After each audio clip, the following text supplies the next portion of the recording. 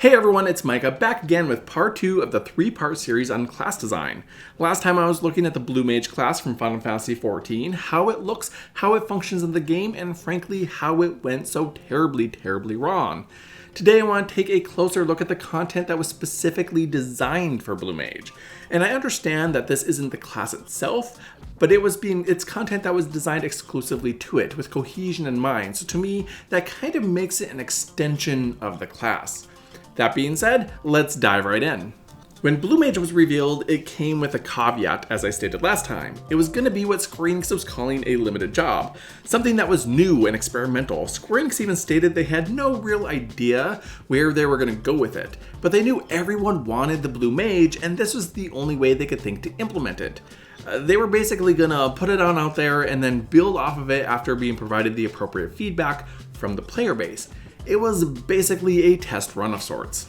The direction they claimed to want to go was to make the limited classes, and yes, that's plural since they were thinking about adding more later, classes that could not be used in standard content, and instead would have content designed exclusively for them.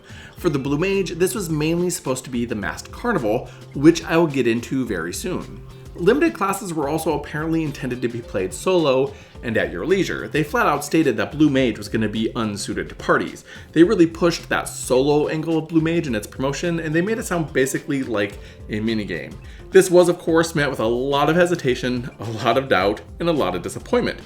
But what have we since learned about limited classes? Let's look at soloability first, because the first thing we noticed after it launched was that Blue Mage was not actually a solo class, nor was it unsuited to parties. A leveling party, the few that existed prior to the exploit, actually worked quite well in low-level content. And outside of being restricted from using the roulette system, you could join parties for most other content on Blue Mage. It was only the reduced level cap keeping you out of endgame content. It was also a job that required you to group to learn over half your spells due to them being abilities only used by bosses inside of dungeons, abilities used by primals, or by mobs much stronger than the level 50 cap placed on Blue at its release. And I should mention that the level cap for the other classes at this time was 70, about to be raised to 80. Another issue we ran into pertaining to soloability was that upon its release, Blue Mage was incredibly squishy. It also had bare minimum DPS, it had very few healing capabilities, and this was all coupled with a poorly optimized spell kit, rendering it incapable of soloing anything that was not well below its level. The class was dramatically underpowered. Again, we come to quality control issues and testing issues. So right out of the gate, the solo aspect of limited classes was non-existent. The community did come together and make up for this by mostly cooperating with each other to compensate and learn the spells from Dungeons and Primals by splitting the party into two groups consisting of half Blue Mages and half standard tank healer DD setup. This forced groups to run content multiple times with people switching between classes, so everyone had a chance to learn the spell. In the case of primals and higher level dungeons where the chances of learning the spell were lower and Blue Mages died really easily, this often meant the party could disband before everyone had a chance to get that spell. Much like the solo aspect, the separation of the Blue Mage from other classes was also non-existent from day one. You could, I guess, not have learned the spells that required a group, but they were mandatory if you wanted to tackle the Masked Carnival, the Blue Mage content that actually was strictly solo. A lot of this did not even change with the second and only update we received for Blue Mage. Just one of the things that shows they were only partially listening to the feedback they said to have wanted oh so badly. Now, I know that statement is loaded, as were some of the statements I've said in my previous video. So let me just explain myself really quick here. As a non-game developer, there could have been many reasons for these choices. But like with many things, Square Enix hides themselves behind a very strict wall of silence. Their transparency and communication is practically non-existent. And when feedback is not listened to and strange design choices that effectively killed a piece of content are adhered to without any explanation, it makes it feel like any feedback we provide falls on deaf ears, which is oftentimes how it feels, especially when it comes to any feedback from the English-speaking audience. But let's get back to the subject at hand. So a good solid half of what you could do, and frankly nearly most of what you had to do, was locked behind parties with other classes on a class designed to be played separate from those classes and solo. But that actually wasn't even the biggest flaw in the content. Let's take a look at the Masked Carnival. Now, in theory, the Masked Carnival is a very good concept, and it feels like it was inspired by the Burning Circle Notorious Monsters, or BCNMs, that we all know and love from Final Fantasy XI. It consisted of a series of fights that took place, for the most part, in 3 phases, with each phase increasing in difficulty. It was also very easy to access, as it was located right in Ul'dah and required no key or physical items to enter.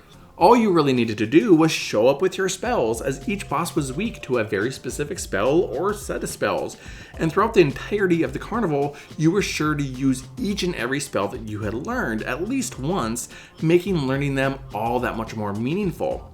So how could this possibly be bad? How could they screw this up? This concept is amazing and it has so much potential. Well, they left out one of the main reasons we used to do Burning Circle Notorious Monsters in the first place. Loot. There was no loot. There was literally no reason to do this content outside of just doing it for the sake of doing it, which also means it has 0 replayability. Not only did it not offer loot, but it didn't really offer a challenge either. If you knew what spells to use, you could pretty much just stand there tapping 1, maybe 2 buttons. In the update I mentioned earlier, they did give us a few rewards, but those rewards were locked behind the same currency you get from completing hunts, which is a much faster way to earn it. And it also gives you access to a much larger number of rewards. So you still have no real reason to do the Masked Carnival outside of just the sake of doing it. They didn't even bother to give us new job exclusive gear when the level cap was raised. I mean, they did give us a few accessories, but who cares about accessories? Glam is the true endgame of Final Fantasy XIV, we know that. And every class gets job specific gear when they reach each consecutive level cap, and they couldn't even provide that for us. Much like the Blue Mage itself, the content designed for it was great in concept, but implemented in a way that just feels careless and clueless. Not only is Blue Mage a job that's beloved, but the player base is often asking for more meaningful challenges and more meaningful rewards, and this was an opportunity to implement all of those things. I really like the idea that is the Masked Carnival, but just like Blue Mage could have been a standard class, the Masked Carnival could have been another piece of side content that could have been designed for those who have yet to reach and those who have reached level cap due to its versatility. The rewards could be wide and varied, as could the challenges and levels of difficulty. But instead, it was dead on arrival. Blue Mage in its entirety has been completely confusing. The class and its exclusive content is good in concept, but misses the mark by a mile in implementation. Not only that, but there seems to be a staggering lack of testing and quality control. Again, something we've seen in many pieces of content that came before. They also don't seem to be listening to us, the players, and refuse to have any communication, something Yoshida himself claims to have been upset about during the development of the original Final Fantasy XIV. We do get little things given to us here and there, but usually only minor things that a really small but incredibly vocal group of players wants. Blue Mage is not a class that will simply be able to fix with a few minor tweaks over the course of a few patches. It's gonna need a complete overhaul if it's gonna be viable, as does the limited job system as a whole, or basically the whole thing could be thrown in the bin. The thought process behind both Blue Mage and limited jobs as they are is hard to understand. They start with a good framework, but somehow they just go off the rails. All classes in all games when they're released generally need some tweaking. Sometimes the numbers are off, sometimes the player base plays the class in a way the developers did not expect or did not take into consideration, and sometimes it's just not fun. But this feels incomplete. It feels like someone had a good idea and then handed it off to someone who's never played an MMO before. And I know that sounds harsh, but it's not really that far off the mark. If they would have given this content to a group of actual players before release, players without dev tools or God mode, players who actually wanted to test this, they would have seen how poorly designed it was. So many things could be avoided if they had true player testing that they listened to, or at least listened to us at all.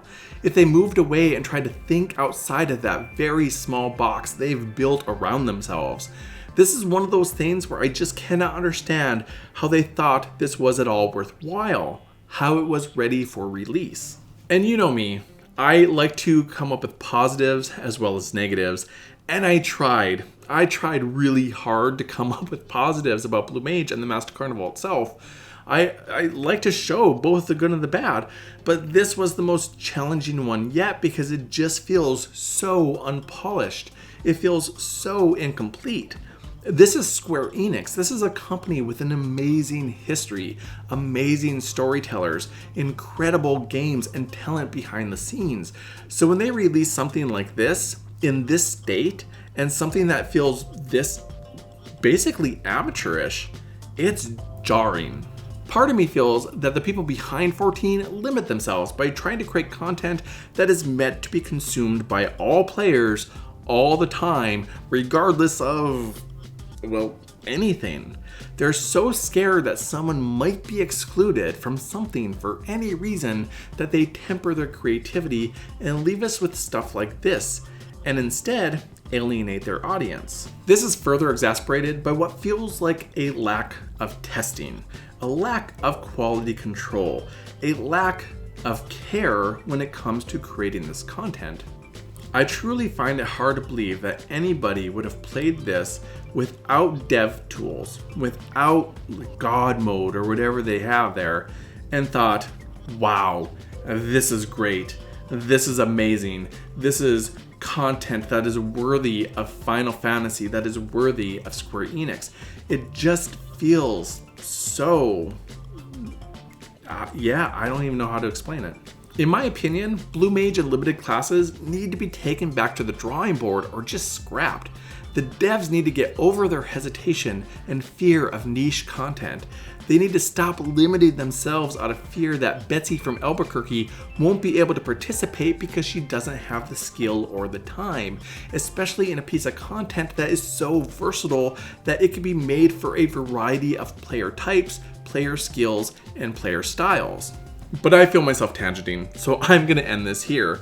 Next time, I'll take a look at some more well-designed class systems and what I and others feel makes a good class. If you want to join the conversation, let me know below or on Twitter what makes a class fun to play, what your favorite class in an MMO was, and just what made you enjoy that class so much.